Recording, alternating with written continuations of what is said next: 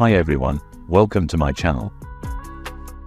In this tutorial, I'm gonna be showing you how to insert a checkbox in Excel. Simple steps. To insert a checkbox in Excel, you can do the following.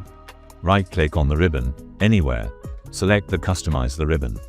Under Customize the ribbon, check the Developer box and press OK.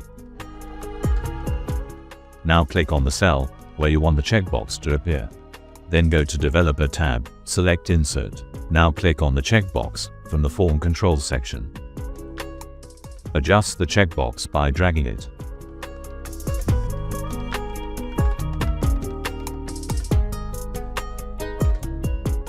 To remove the text, checkbox 1. Select the text, holding the mouse right-click and then hit Delete key.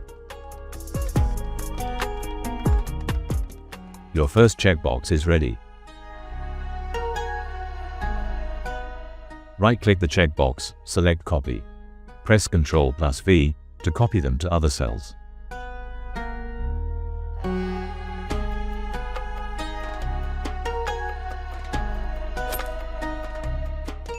That's it. Very simple and very easy.